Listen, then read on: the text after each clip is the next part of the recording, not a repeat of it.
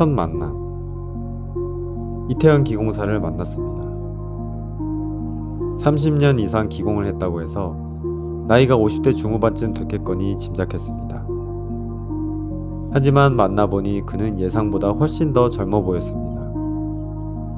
그의 눈빛에는 힘이 있었고 피부는 맑고 깨끗했습니다. 저희는 가볍게 인사를 나눴습니다.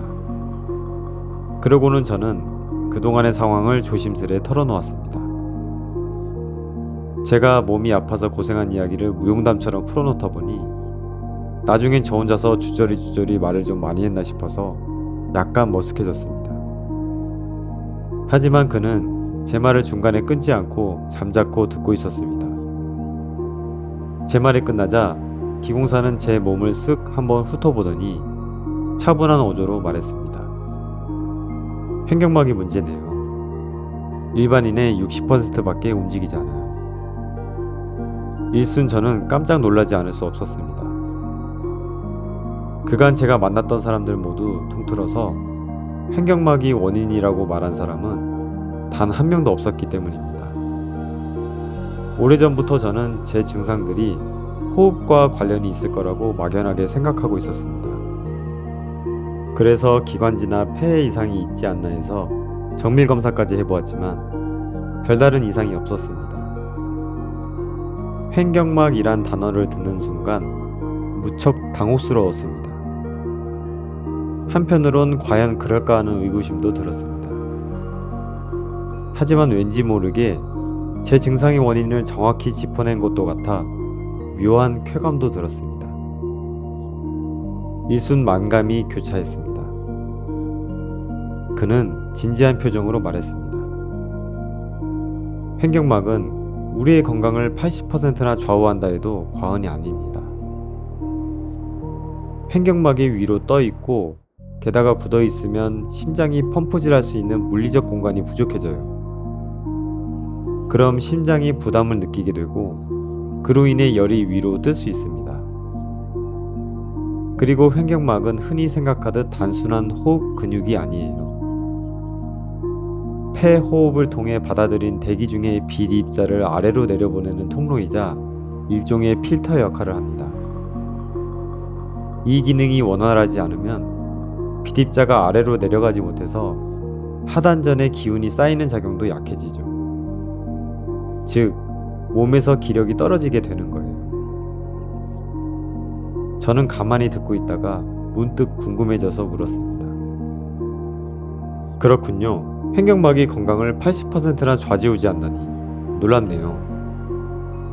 그런데 방금 말씀하신 그 비입자란 게 뭐죠? 그가 말했습니다. 비입자는 과학 용어로는 광자를 말합니다. 동양에서는 예로부터 이 광자를 기라고 명명했습니다. 우리는 숨을 쉬면서 단순히 산소와 이산화탄소만 교환하는 게 아니라 이 기운을 횡격막을 통해 단전으로 내려서 쌓고 있는 거예요. 흔히 단전에 기운이 충실하다는 것은 이 비입자인 기가 아랫배에 많이 쌓여 있다는 걸 뜻합니다. 횡격막에 대해 다시 말하면 횡격막은 심장과 신장이 서로 기운을 교환하도록 도와주는 역할을 합니다. 횡격막이 굳어 있으면 그 기의 흐름이 원활하지 않게 되고 결국 심장과 신장 모두 약해질 수 있습니다. 위장은 음식물이 들어오면 연동 운동을 통해 소화합니다. 횡격막이 오르내리면서 위장 역시 자연스럽게 함께 움직이죠. 그러므로 횡격막이 제대로 기능하지 못하면 위장 기능도 떨어질 수밖에 없어요. 다른 장기들도 마찬가지예요. 횡격막의 오르내림은 복강 안의 장기들을 지속적으로 자극하고 운동시키는 힘입니다. 이 근육이 굳어 있으면 장기들의 운동성도 둔해지고 전체적인 기능이 약해질 수밖에 없죠.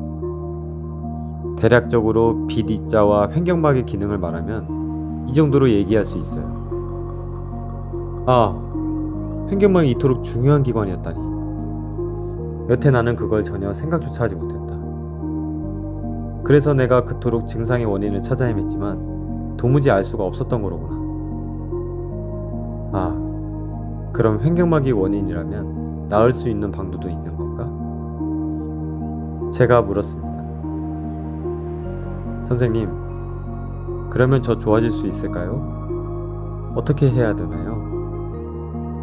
사실 블로그 글에서 참장 효능에 대해서 보고 저도 하면 좋아질까 싶어서 이렇게 찾아왔습니다.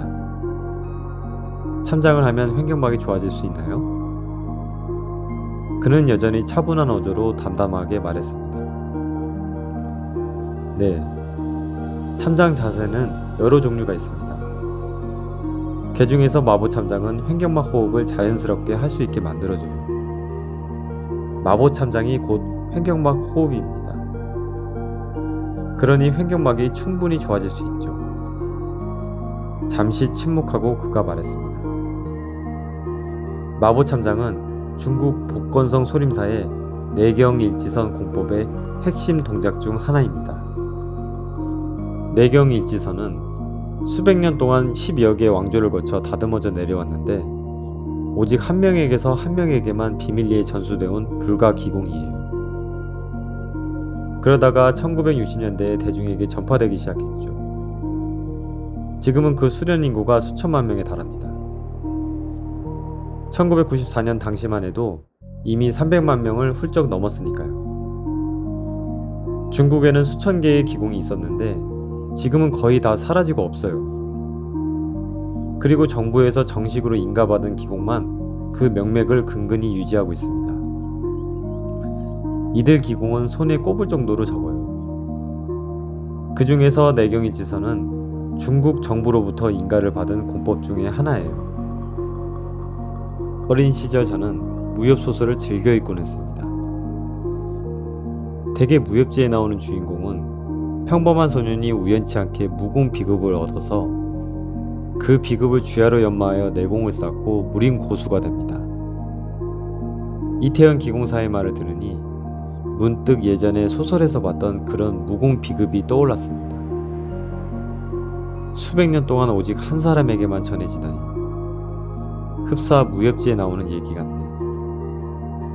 만일 그런 기공을 수련한다면 어쩌면 내 몸도 나을 수 있을지도 모르겠다. 그리하여 저는 그날부터 내경일지선을 배우기로 했습니다. 내경일지선.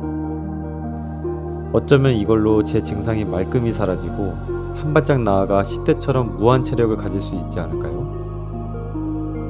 저는 그런 희망을 품어봅니다.